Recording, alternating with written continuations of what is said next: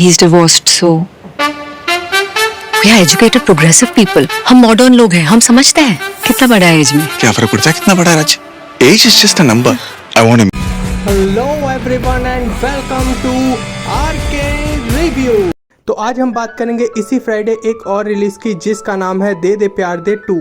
इस फिल्म को रिलीज किया गया कल ही यानी कि 14 नवंबर 2025 को सिनेमा घरों में यूए सर्टिफिकेट के साथ रिलीज किया गया है। 13+ की रेटिंग है। जॉनरा है कॉमेडी रोमांस और इसे थिएटरों में रिलीज किया गया है और इसका जो फिल्म की लेंथ की लंबाई जो है वो है ऑलमोस्ट 2.5 घंटे की।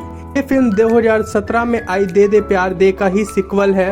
लव रंजन ने ही बनाया है। पहले पार्ट को भी इन्होंने ही बनाया था और सेकंड पार्ट को भी इन्होंने ही बनाया है, बट हाँ डायरेक्टर दोनों के ही अलग अलग हैं। पहले पार्ट को जहाँ पर अकीब अली ने डायरेक्ट किया था, दूसरे पार्ट को डायरेक्ट किया है अंशुल शर्मा ने। बात की जाए इसके स्टोरी लाइन की तो ये फिल्म जो है वो आगे बढ़ाती है पहले ही पार्ट को। यहाँ पर पहले फिल्म को खत्म किया गया था, वहीं से दूसरे पार्ट की शुरुआत होती है। पहले पार्ट के जो थोड़े से ग्लिम्स है वो दिखा दिया गया है इस पार्ट में।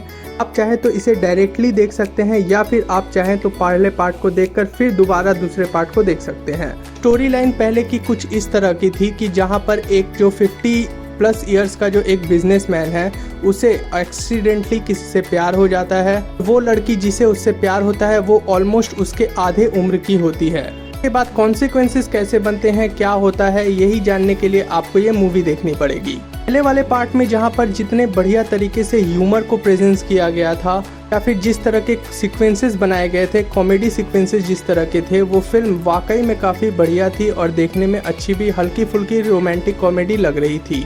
तो इसका पार्ट 2 है यानी कि जो ये फिल्म है ये भी थोड़ा बहुत उसी तरह के प्रयास करती है, बट हाँ कहीं कहीं पर जोक्स लैंड होते हैं, कहीं कहीं पर नहीं होते हैं। फिल्म की राइटिंग और थीम जिस तरह से पहले पार्ट में थी वहाँ पर थोड़े बहुत अच्छे भी लगते हैं और मैच होते हैं सिचुएशन के साथ। मैच्योर ऑडियंस और थीम अडल्ट होने के बावजूद भी अच्छी लग रही थी। इस फिल्म के साथ थोड़े बहुत यहाँ पर प्रॉब्लम्स हैं, स्पेशली वो पेरेंट्स और बच्चों के जो सीन्स होते हैं या जो फिर उन दोनों के बीच में डिस्कशंस हो रहे होते हैं वो थोड़ा बहुत यहाँ पर अटपटा सा लगता है। मतलब मुझे एक चीज़ समझ में नहीं आया कि बच्चे चाहे जो भी करें बट माँ बाप उन्हें नहीं रोक सकते हैं क्या? ठीक है, इतना समझ में आता है कि बच्चे बड़े हो गए हैं, कुछ एक डिसीजंस वो खुद ले सकते हैं, बट ये नहीं है कि आप कल को बोलो कि हम टेररिस्ट बनना चाहते हैं, हमें जहर पीना है, हमें मल्टीपल पार्टनर्स की इजाज़त चाहिए। मतलब कि जो गलत है वो गलत है और जो सही है वो सही है। इसको बॉलीवुड कहीं पर भी एक्सेप्ट नहीं कर सक रहा है, ये मेरी समझ के बाहर है अभी तक भी। में वो कॉन्सिक्वेंसेस फनी लग रहे थे, अच्छे लग रहे थे, अच्छे जा रहे थे सिचुएशंस के साथ में, बट हाँ अगर आप इस थीम को अगर डीपली प्रॉब्लमेटिक तब लगेगी जब आप इसे रियल लाइफ में देखोगे या फिर आप इसे एक्सपीरियंस करेंगे। मतलब कि एक लड़की जो है वो 50-60 साल के बुढ़े को तू तू कहकर बुला रही है, फिर जिस तरीके से वहाँ पर दिखा रहे थे वो सीक्वेंसेस थोड़े बहुत अजीब लग रहे थे, मुझे अटपटे से लग रहे थे। ऐसा लग रहा था कि एक जूनियर आर्टिस्ट जो है वो सीनियर की बेइज्जती कर रही है। आप ये चाह रहे हैं कि मैच्योर ऑडियंस के लिए आप मूवी बना रहे हैं तो आपकी जो राइटिंग है वो भी मैच्योर होनी चाहिए। तो है भी ये मैच्योर ऑडियंसेस के लिए ही ये मूवी। इन सब बातों को लाइटली लेंगे और ज़्यादा कुछ सोचेंगे नहीं, बट हाँ जो कम उम्र के बच्चे हैं या फिर कम उम्र के लोग हैं उन्हें मैं ये फिल्म सजेस्ट नहीं करूँगा बिल्कुल भी।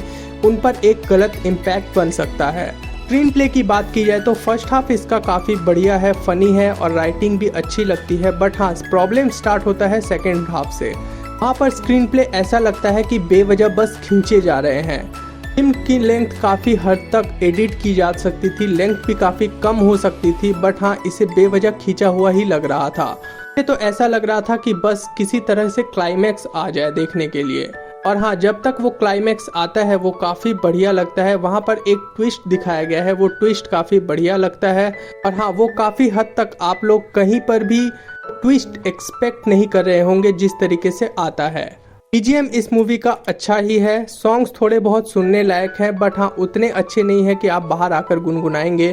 परफॉर्मेंसेस की बात करूं तो अजय देवगन बिल्कुल अजीब से सोए हुए से लग रहे थे। ऐसा लग ही नहीं रहा था कि वो फुल एनर्जी के साथ या फुल पोटेंशियल के साथ इस मूवी में है। रकुल प्रीत अच्छी लग रही थी, बट हाँ कुछ एक सीन्स में वो काफ़ी ओवर ड्रामेटिक एक्टिंग कर रही थी। जावेद जाफरी अच्छे लगे हैं, जैसे वो पहले पार्ट में थे यहाँ पर भी बिल्कुल वही किरदार में है और अच्छे भी लग रहे थे।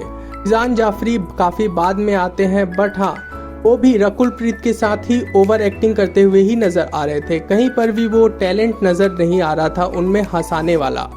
आर माधवन बिल्कुल नेचुरल थे और बिल्कुल उन्हें जैसा दिया गया था वही वो कर रहे थे।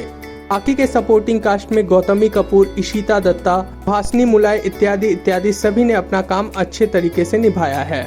देखना चाहते हैं तो हाँ, आप एक बार के लिए देख जरूर सकते हैं। अब ये आपके ऊपर है कि आप इसे थिएटर में देखेंगे या फिर आप जब OTT पर आ जाए तब देखिएगा, एज पर योर चॉइस। तो चलिए अब हम बात कर लेते हैं इसके रेटिंग की। तो मेरी तरफ से इस मूवी को 5 में से 2.2 स्टार्स।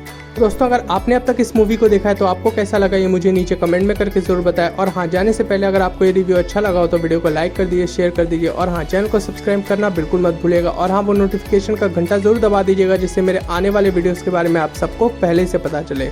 तो मिलते हैं आपसे नेक्स्ट वीडियो।